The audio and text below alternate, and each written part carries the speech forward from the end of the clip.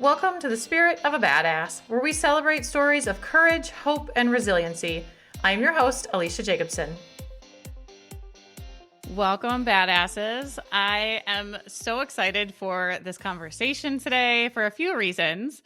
One of them is I am talking to Petra, and Petra is a running coach, amongst other things that she coaches.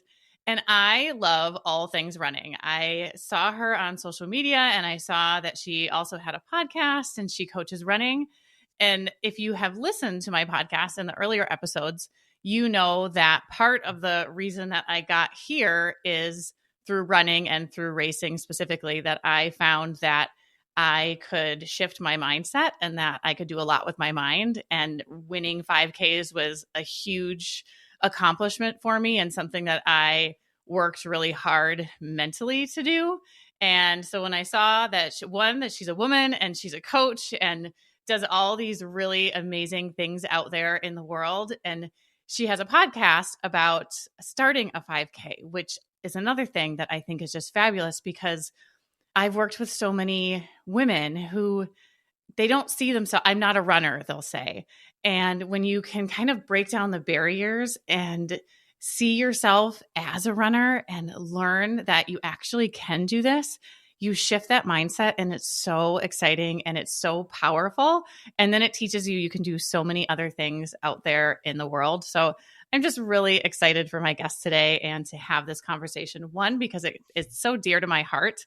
And I know that she's out there doing great work in the world with people. So my guest today is Petra. She is a certified U.S. triathlon coach and owner of an online coaching business called Speed Cycling Online. She coaches triathlete runners and swimmers to prepare for endurance events. Petra also hosts a podcast called First Time 5K, which is a 12-week, 12-episode live field training podcast that comes with a free training plan to prepare for your first 5K and has interviews on anything and anyone running related. She has a son who is a freshman at UC Boulder, who is a 200-meter and 400-meter sprinter at the university. She lives in Madison with her dog, Tessie. Welcome, Petra. Hey, thank you so much. That is amazing intro. I wish I could do it that great as you. And I had no idea about your cool story, which I cannot wait to hear more about that as well. But thank you so much for having me today. Yes, I'm so happy. Yeah, when I don't know how I ran across you. I think I must follow somebody that you interviewed on your podcast, and then you know how you go down the rabbit hole of social media. I'm going down and I'm like, you are just doing such neat work in the world. So tell us a little bit more about you, some fun details and things like that. Yeah, I'm so glad to be on your show today. And thank you so much for finding me, because I think past this episode, I hope we can work together, because I don't know where to start, but I have raced in my 30s on an elite level for triathlons, but mainly I raced long distance triathlon. Ironman and half Ironman were my distances that I raced. And then the best, I would say, I was in the half Ironman distance. So I loved racing and competing. And like you said earlier, the mindset that I had to develop over the years racing was really hard, because the training is one thing and going through the motions of learning the sport and training for different events. But then now that I'm a coach, I often say to athletes that I am coaching, I can prepare you to perform the best to your ability, and I can get you to the start line. But you are the athlete, and you have to execute, and you have to start the race when the gun goes off. And there is so much that goes into racing that is much more than the sport itself. It's the mental barrier, I call it here, or the mental strength and mental health that all goes into racing. And as you said before, I have heard so many people over the course of the year saying, I don't even know where to start. I don't think I can run ever a 5K, which is in the endurance events, the shortest race is the 5K, which still requires a lot of endurance and speed and definitely mental strength. So I developed the training plan over a good year and a year and a half. I wrote it out. I tried it out. I had some new runners try it out. And then I perfected it into a training plan that is free for everybody to download on www.firsttimefivek.com. You can download the training plan. And then with the podcast, which is 12 weeks, 12 episodes, I call it Life Feel. Why do I call it Life Feel? Because when you are listening to the podcast in each episode, it actually, you put in your earbuds and you are going through the training while I am bolting out the steps. Now you're walking for this amount of time, and then music starts, and it's all the same genre of music. And then I coach you through all the steps of walking, jogging, running, and then at the end, also doing a little bit of fartlek to work at a little bit of speed. And that's 12 episodes of that podcast. And then after a year of promoting this and helping people to prepare for their very first 5K, either to do a first 5K race or run a 5K as part of a charity, as oftentimes people do. Now I'm on my episode number 10 on First Time 5K. And I also would love to interview you, anybody that can contribute anything running related, chiropractors, nutritionists, personal trainers, 5K runners, people that have started to listen and train with the podcast, people that came to the sport. Like I had a woman that came later to the sport. She is 72 now. Physical therapists, anybody that can give us some hints and tips and anything we can talk about that we are curious about that is running related are going to be at my show. So that's a little bit on my podcast. Yeah. How did you get into the triathlon or racing if you started, not in triathlons? How did you end up in this space? Oftentimes, people that I coach now are coming from at least one sport. There are collegiate swimmers, or there are runners, they run 5Ks, or they have some sort of experience, or they're cyclists and they want to do a triathlon, which requires putting all these three sports together, plus the nutrition and the mental aspect to it. I had a son 20 years ago, and after he was born and after like a year of transitioning into being a mom, I wanted to start a triathlon, and I had no bike. I didn't know how to swim. I was 31 years old. I never ran before. And so little by little, I learned all the different sports, and I really started to get into it. I learned how to swim in a pool. I hired a swim instructor. I made sure that as an adult, I learned how to swim with the correct technique. I purchased my first bike. I had friends and mentors and coaches on the way that helped me. And then 2 years after of like putting all these components together and learning how to ride a bike, how do I shift? How do I even climb a hill with cycling shoes on and not falling over? How do I swim one length of a pool? All of these things I couldn't do. And then I started learning all these things and hiring coaches and training with other people and a local triathlon team that helped me to get started. And so little by little, over the years, I put things together. And then after 4 years, completing a couple of sprint triathlons and doing my first half Ironman, I did Ironman Wisconsin in 2008.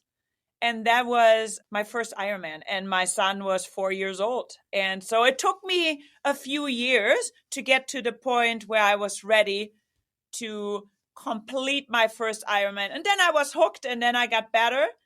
And in 2009, I did a race in Germany and qualified for World's Championships. And Ironman after Ironman, I did like 12 years, I would say, of good racing from all different distances. And then in 2012, I already started getting my certifications in coaching while I was still racing, because I wanted to help others to also become an Ironman or become a 5K runner or a 10K runner or a half marathon runner to accomplish their goals. And since I got my certification, I have always gotten more and more certifications and kept my certifications current, and have started a business called Speed Cycling. That was first in person, and it was like a facility where triathletes could come and ride their bikes and get training from coaches. And then after 7 years, I closed that business. And then in 2017, I transitioned in purely coaching one-on-one online. You mentioned that you did your first Ironman when your son was 4.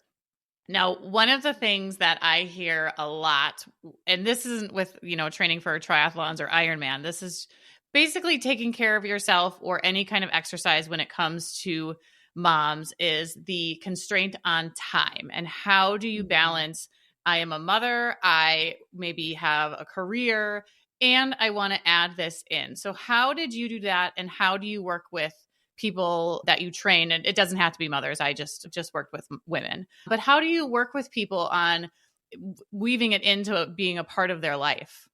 2 things I start with is being a mom is foremost and the most important thing. So I always said, if there's anything with my son, that's the most important. I don't train or I don't work, right? Because work is always going to be there. And it's okay to say, I need to leave early, or I need to find other ways, because you got to first make sure that your children are provided for. When my son was 2, he started part-time daycare. So he was in daycare from 9 till 12. So that was 3 hours that I dedicated to training only. And before he got up, usually that was around 7 a.m., between 5 and 7 a.m., I had to get up early to make my dream a priority to me. Goosebumps. And so I had those 2 hours from 5 to 7 to do anything house related that was important for my family. Like I would get my things ready for my son, for my work. And then I would drop him off at daycare. And then I would have 3 hours, which I'm like, okay, I have 2 hours on the bike, 1 hour running, no shower, go to daycare, pick him up at noon. And then we would go home. We would have lunch together. Then we would have activities together, which I always just made sure from 1 till 4, I am really present mom. And then we would do evening routine, and he would go to bed at 8, luckily, when he was smaller. And then from 8 till 10, I would have to do, prep for the next day, like putting out my training things, making sure my son, everything was provided, everything in the house that had to be done. So that was my daily routine when I was not working outside the home or being a mom and an athlete. Now, then I started having like a job, right? So then he started kindergarten. And then the times when he was outside the house, the time is getting longer. So he's going to be out of the house from, let's say, 7:45 till 4 or 7:45 till 3. So then you have 3 hours of training, sometimes no shower, on the desk, working 6 hours, and then picking up. So it's like making priority, time management, making sacrifices, and making it work for you so you get your training in, being a mom and having a career. It's a very hard, I know, because you are a mom, you're an athlete, and you work, you can talk about it too, right? You can talk about how hard that time management is. One thing falls off the wagon, there is like a huge explosion going, right? Let's say your son or you have multiple children, one of them is sick. You got to stay at home. What can you do? Can you have a treadmill in your basement? Can you have a nanny, a friend, or somebody else come over to watch your child while the child is napping? So you have to figure out avenues to make your dream a reality, because triathlon or 5K, 10K, you name it, needs a lot of attention and time to train. How do you make it possible to fit that in? And there is a lot of sacrifices and time management that goes into it. You won't be able to watch TV. You won't be able to go drinking with your friends on a Friday night, because on a Saturday, you might have to get up at 6 a.m. before your children wake up. You got to do your long run. So these are the sacrifices I mean, right? I can't watch Netflix until midnight on a Friday or on a Thursday, because I get up at 5 a.m. and go to the pool before my children even wake up, right? So what are the sacrifices you are willing to do? Yeah, and it sounds like, one, you had your priorities. You knew exactly the things that you needed to do, and you were present for the things that you were doing. So when you were doing your workouts, you were doing your workouts. But you said, when my son came home, I was dedicated and I was there. You weren't trying to do multiple things at the same time. You're not trying to run while he's there. And because sometimes you have to do that. But I know when I would try to work out and my kids were around, I'm like, this is not, this is not working. But that is a tricky thing. You made me think of when you said when you dropped him off at preschool and then you would go to your workout. The longest I've done is a marathon. But when my son, I think he was 2, I remember dropping, he must have been a little older because I just had my daughter. She was a baby and I was training for a marathon. And I dropped him off at preschool, ran to my grandma's house, dropped my daughter off there. And then I went out and did my 20-mile run. And I was gassed. And I was probably a half mile or a mile from her house. And I remember seeing a UPS truck, but I had to run fast because preschool was going to get done. So I had to time it really, I had to time it well. And I remember seeing the UPS truck thinking, I wonder if I can just flag this truck down and have him give me a ride to my grandma's, because I don't know if I can keep up this pace to get the pickup and then run to get him. But that was what I had to do. It was very much, how can I put this puzzle piece together and make everything flow? It was a lot of piecing everything together so that I too could achieve that. But I will never forget the moment of really, really seriously thinking I should just flag this UPS driver down to drive me, because I don't think I can run as fast as I need to run. But I did it. I did not flag the UPS driver down, but I will never forget that.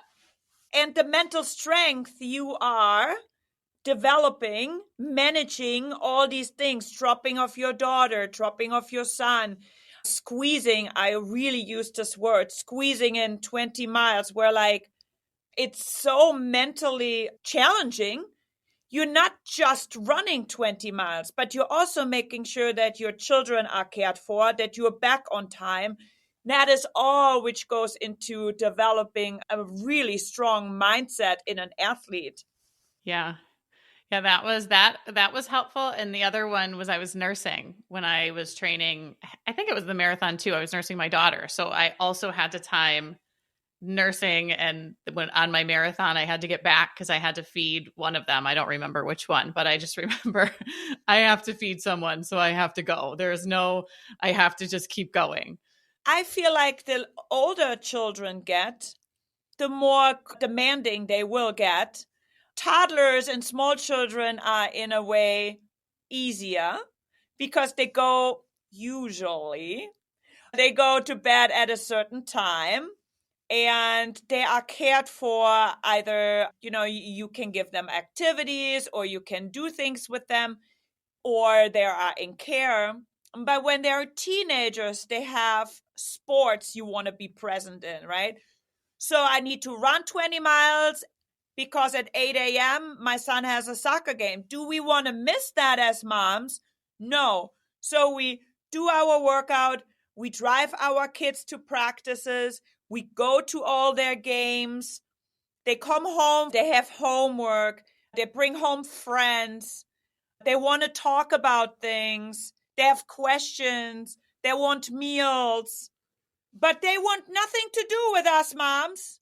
But yet we always need to be present for all these things that they need us for. And we want to be there for them and not miss a beat, right? So we have to schedule all of this into our careers as moms and dads and involve parents.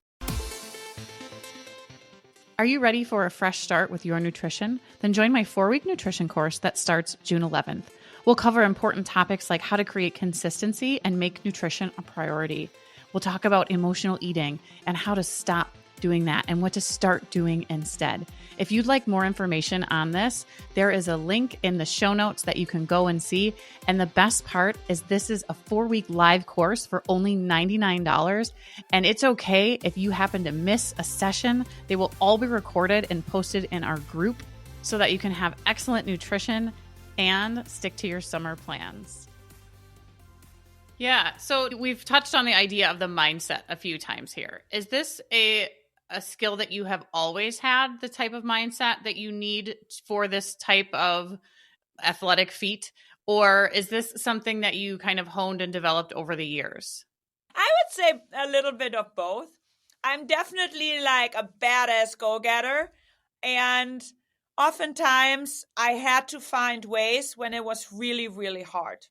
When I didn't want to, when it wasn't nice out, when it wasn't convenient, rescheduling work or other things. I always, my son and I, we always joke about it. I'm like, I don't give up easily, right?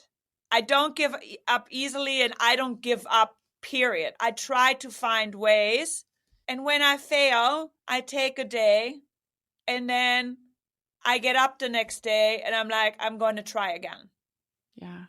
How did you develop that? So it sounds like it's innately already in you, but then there was the times where it maybe was a little bit harder. How did you do that? Because that's something that a lot of people struggle with. You can take a lot of anxiety away and, let's say, do a lot of prepping. That takes a lot of mental and strength energy away when you prep your day. Oftentimes when I don't prep my day, then the next day it's a little combobulated and then I don't feel as strong. So I guess a good tip is being prepared for the next day and kind of at night go through the motions. What can I do to make my next day easier from the get-go? Because I am sure most days we get curveballs. And that also goes into strengthening your ability to make it through a challenging day, meaning training, family, career. So what can I do? I always made sure my wash was done. No matter what, I want to make sure my wash is done. My bed is made. My coffee pot is ready to go. I had my gym bag packed. My meals are made for the next day for my children, for myself. These things, making sure your inbox is cleared so that you're not always playing catch up and preparing as good to your ability and energy oftentimes for the next day. That plays into becoming stronger. But then not putting a lot of pressure into every race is also, I think, important for athletes. That oftentimes to my athletes that I coach is, let's figure out 5 races on the way to your A race that we are going to call C races. And we make them like a challenging training day so that you become a stronger athlete overall and gain more experience in the sport. For you, let's say, you have one 5K, let's say the Boston 5K, you wanted to win your age group, win the race, set a personal best, set a record, whatever your goal is that you set for your A race. And that race is in April or May. And let's say, okay, let's pick a race in January, in February, in March, and in April, 4 races, 4 5Ks that you race for fun. Because I always say for fun here like this, because oftentimes people say, oh, I'm going to race for fun. But once you hear that gun go off, you still do the best you can in that moment, right? But you might not be ready to set your personal best or to win that race or your age group because you are not peaked and sharpened yet. But what these races do is they really strengthen your ability to race better and better. Just every time you race, you learn something new. What are the things that you have people do? One of the things I did was I would visualize my races. So what are the things like that do you work with your clients on to really sharpen that mental component of it? Yeah, visualizing a race is a big part with my athletes. And in terms of, like, let's say the race of an Ironman, I ask them to visualize your day from getting up to eating your race breakfast, to driving to the race site, to walking through the transitioning, to checking out your bike, to checking out the swim course. So really going through the motion, and close your eyes and really walk through these visualizations of the race day.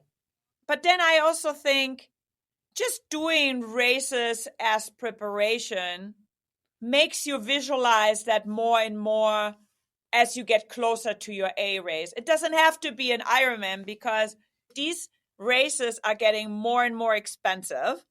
All the races are getting very expensive. But choose a charity race or choose a local, very small race that still makes you sharp and makes you go through all the motions of visualization and being present and giving your best and racing, like swimming or biking with other people very close to you. It's different if you train biking all the way with yourself, all the time with yourself, by yourself, or with a training partner, or in races where you have hundreds of people biking next to you. So that gives you a lot of strength and confidence the more you do it. Or I suggest join teams or join like night fundraisers that don't cost anything, just to become more aware of racing with others and becoming stronger on your mental side to hold a pace for a longer time. Because let's all admit it, when there are more than one people, there's always a race in your head going on, right? Yes. Yeah, that I've been struggling with my mental game because I'm no longer the racer that I used to be, but I know the mental stuff. So when I'm on the treadmill, I just do like a running class. But when I'm on the treadmill lately, I'm like, okay, I know I can do this. And I'm really working on sharpening, like you said, that mental game because I have access to it, but it's not sharp anymore. So that's something I'm practicing right now. What would you say to someone? So you have your podcast, the first 5K. What would you say to someone who thinks I'm not a runner, but yet they have the seed planted of, I really want to do a 5K, but they don't yet see themselves as a runner? How do you kind of bring them into your podcast and bring them into your world so that they can start seeing themselves through a different lens? Yeah, it's a tough one. Sometimes people dwell in this kind of like, I can't do it. I'm not good enough. I don't have the time. This is for everybody but me. Oftentimes they're in this a long time until something gets them out of it, right? A life change, a situation, or a health scare, or a friend that come on now, you can do it. So it's hard to sometimes get started. So I really wanted this podcast to be for people like, let's start walking. Everybody can visualize walking. And that's how you start, with a lot of walking and then starting to jog, very bits and pieces, and then making it longer. And hopefully with, 12 weeks is a safe way and a long time to prepare somebody to run that distance. But another thing that I wanted to also say is it's important that besides all of this we have mentioned and all of these things we have talked about so far is, what do you do for yourself that calms your mind and is not busy? Like for myself, on top of all of the things I do, I take 30 minutes a day to either meditate or do a gentle yoga practice for myself, or journaling, something that has nothing to do with all the things. Like, yes, you have to take time to train for yourself and time for your family and time for career, but also how you really become stronger is to go within yourself and make the time. Again, it's challenging, but it's important. It doesn't have to be daily. Maybe set aside like 2 or 3, 15 minutes a week where you're doing these things. Just going into yourself without distractions. People say, yeah, but I do relax coach. I am like watching this movie, or I'm listening to this podcast, or I'm going with my dog for a walk, or I go for a nice dinner with my friend, or I see a movie with my husband. Those are all relaxing things to do, but they're still distracting your mind from you being with yourself, truly with yourself. And so what can you do to do things that are truly with yourself? Yeah. What has the benefit for you and maybe your clients been when they have done that? Because I agree that is something that's a practice that I have a couple of different things that I do daily to. What are those for you? I do meditation. I meditate daily, and I do yoga, but that can sometimes be distracting because I do yoga in a studio and I get distracted by people. I also do tapping. So those are things, but one of the things that I encourage I have a women's circle, and I encourage them to go out and just sit and be quiet without any distractions. And we kind of did it how you said it. I said, just do it once, just this week, one time. I want you to sit without any distractions and any sound and just be with yourself and be quiet. And it was really hard, but then they all reported back, oh my gosh, that was so interesting, because your mind sort of goes crazy when you first start being quiet and you have no distractions, and then it gets calm. And all of them wanted to continue doing it more. It was very neat. And then I also do journaling, which most of my clients also either do journaling in the evening and in the morning. And I have one client specifically who every morning she journals about what she's most proud of herself for the day before, which I just think a lot of people do gratitude, but this idea of being proud of yourself, it just seems like a big bear hug. Like, I love it so much, the idea of being proud of yourself and taking time to think about what you're proud of. Yeah, cool. Well, I just started meditation about 5 years ago, and I always have to bring myself back to, okay, I've been really slacking, but I really wanted and needed. And so then I come back. So there's nothing that it takes some time to get into a really big rhythm. Same with running. And with the journaling too. I just started it this January. That was my big New Year's resolution, to do a journal, like 1 page a day. And so far I've been sticking with it, and it's mid-April and I'm sticking with it. So that's something I am proud of for myself, that I keep this journaling alive. Yeah, nice job. That is, especially being in April already and you are still going, which I guess I'm not surprised after hearing how dedicated you are. When you say you're going to do something, you do it. So I'm not surprised. But because that's something where people always say, oh, that's something I've always thought about, or that I know I should do that. What benefit have you found from the journaling specifically? It's really thinking about through my day again. Kind of, I recap my day a little bit. Oh, what did I do today that is cool? And then I'm like, well, I did do something that is cool. I'm going to write this in, or things that I'm grateful for, and things that I want to accomplish that are long time goals that I haven't even started working on, but that they are really always occupying my mind. I should start this, and I think the world could benefit if I would do this or start this project. So I just like start marinating these projects, not only in my head, but I'm just writing them down over and over again, sometimes daily.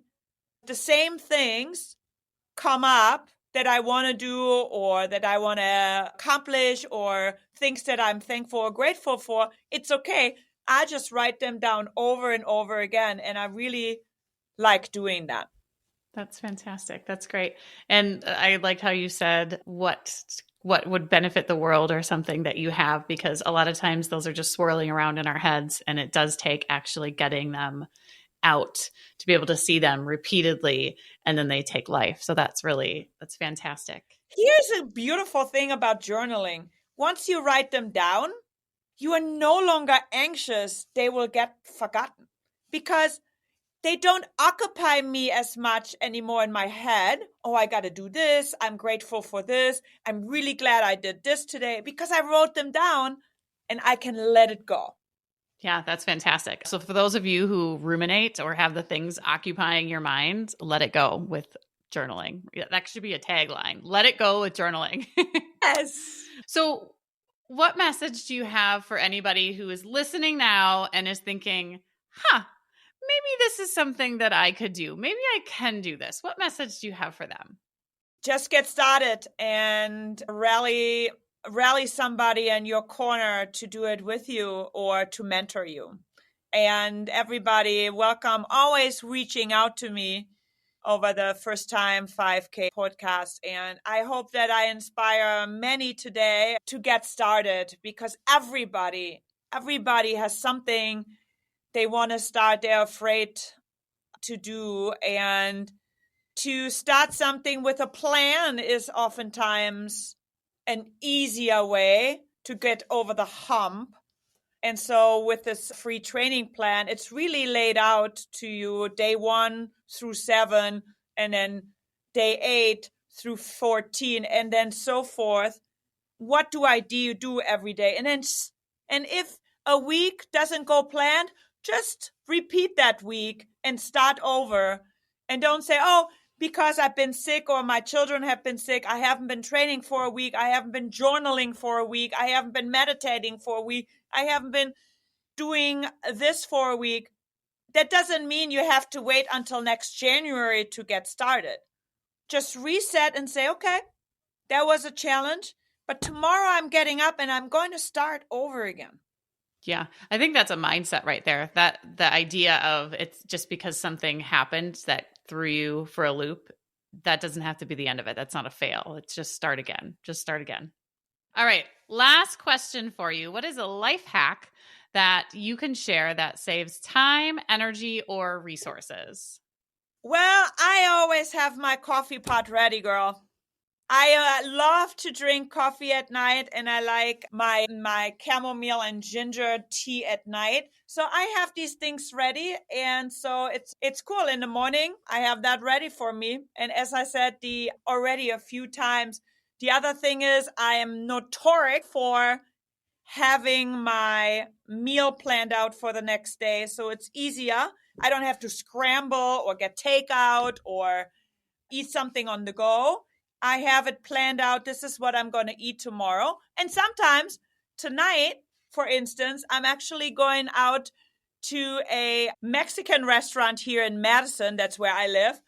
And I have that planned out too. So I don't have to make a meal for myself for tonight. But I had all my meals kind of not always prepped, but I go grocery shopping and make sure that I have these things in line. So that's easier. I don't have to think about it. And I stay healthy through my week and I don't have to scramble to get things. But a big thing is my coffee is ready to go and my running shoes are by the door. I love that idea of taking care of your future self, because then it takes all that noise and the scrambling, like you said, out of it. You just go. Thank you so much, Petra. Thank you so much for having me. It was such a joy, privilege, and I am really grateful that I have met you. And thank you, listeners, for listening to me babble today. All right. That was awesome. Thank you so much. I'm excited for everybody to hear about you and your program. Spirit of a Badass is a Lit Path Studios podcast and is produced by Jamie Gale and Alecia Jacobson. Music by Shane Ivers. We'll be back with another inspiring interview. Until then, keep your spirits high and your energy badass.